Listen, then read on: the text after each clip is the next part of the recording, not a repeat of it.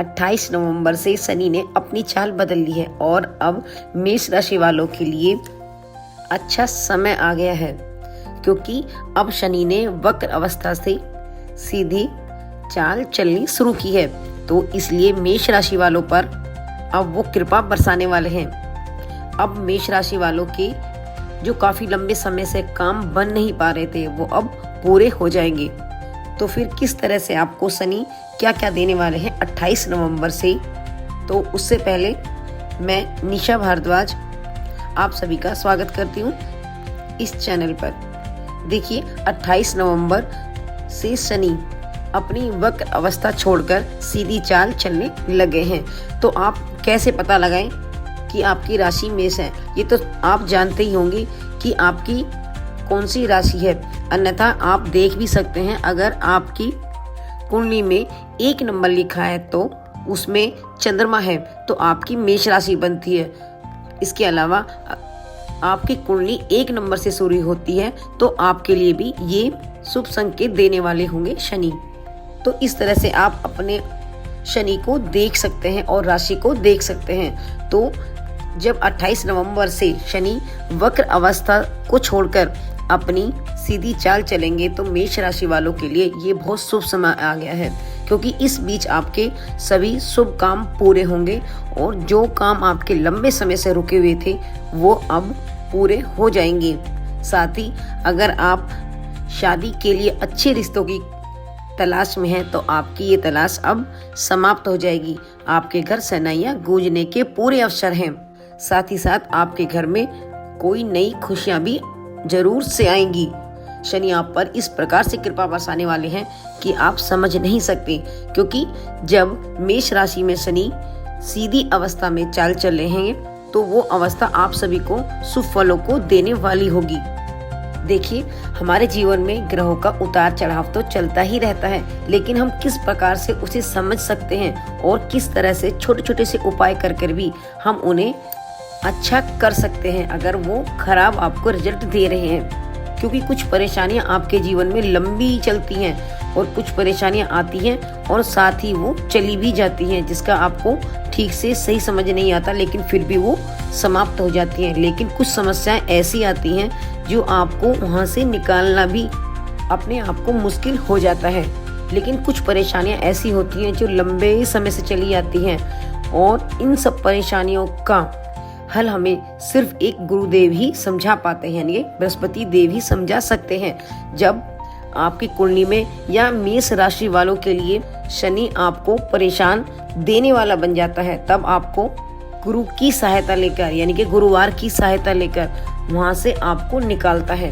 क्योंकि जैसा हम सभी जानते भी हैं कि गुरु हमें एक जीवन दान देते हैं, एक हमें पनपने की, एक आगे बढ़ने की हिम्मत भी वही देने वाले गुरु होते हैं, क्योंकि गुरु और शनि ही लंबे समय तक गोचर में रहते हैं। तो इस प्रकार से आपको मेष राशि वालों को शनि आपकी राशि के 12वें घर में होंगे, जो कि जैसा सभी को मालूम है कि 12वीं राशि गुरु की होती है। तो इसी प्रकार जब गुरु और शनि का संबंध बन रहा है तो ये बहुत ही अच्छा माना जाता है आपके जीवन के लिए, या यूं मानिए आपके कार्य क्षेत्र के लिए भी, या फिर आपसी तालमेल के लिए, रिश्तों के लिए बहुत ही अच्छा माना जाता है। क्योंकि जैसे मैंने बताया कि एक तो 12वां घर, 12वीं राशि और गुरु की राशि में शनि होने पर आपको शनि अच्छे फल देने वाला होगा, क्योंकि इस स्थान पर अब शनिदेव वक्र अवस्था को छोड़कर अपनी सीधी चाल चलेंगे और आप सभी के लिए बहुत ही अच्छे माने जाएंगे। और मेष राशि वालों के बृहस्पति महाराज 4th हाउस में है उच्च के होकर, यानी फुल पावर में होकर यहाँ पर विराजमान है। और गुरु और शनि की दूरी जो हुई वो नवम पंचम हुई और आपके लगन के स्वामी मंगल अब सूर्य के साथ 8वें घर में है। अब सूर्य मंगल के साथ बैठकर आपकी सफलताएं जो भी आपकी लंबे समय से चली आ रही हैं वो धीरे धीरे अब समाप्त हो जाएंगी। आपकी हेल्थ की जो प्रॉब्लम है वो भी धीरे धीरे दूर होगी। साथ ही आपके कोई शत्रु हैं या फिर आपको लंबे समय से कोई परेशानी है वो भी अब धीरे धीरे दूर हो जाएगी, क्योंकि यहाँ पर ये 2 ग्रह सपोर्टेबल हो गए हैं, क्योंकि ये दोनों ग्रह आपस में मित्र भी होते हैं। तो फिर इनका बहुत ही अच्छा सुफल देने वाला योग बनता है। साथ ही आपके अष्टम भाव में जो ग्रह बैठे हैं वो आपके इसलिए भी सुफलदायी होंगे क्योंकि गुरु 4th हाउस में आपके 5वीं दृष्टि से उन्हें देख रहे हैं, जो उनके सुफलों को देने वाली होती है। तो इस तरह से आपको 28 नवंबर से शनि सुफलों को देने वाले होंगे। तो एक बार और बता दूं कि आपको क्या इससे लाभ मिलेगा। देखिए, जिन लोगों की शादी के योग नहीं बन पा रहे थे, अब उनकी शादी के योग बनेंगे और साथ ही संतान पक्ष से भी आपको खुशखबरी मिलेगी। और इसके अलावा जो लंबे समय से अपने कार्य व्यवसाय को लेकर या फिर जॉब को लेकर परेशान थे, वो अब जो समस्याएं थी समाप्त हो जाएंगी। इसके अलावा जिन लोगों का विदेश से संबंधित कोई काम रुका है या विदेश जाने का योग अब आकर बन गया है, वो भी आपका काम पूरा होगा। इसके अलावा जिन लोगों को घर बनाने का मन है या फिर काफी समय से सोच रहे हैं, तो वो समय भी उन लोगों के लिए आ गया है।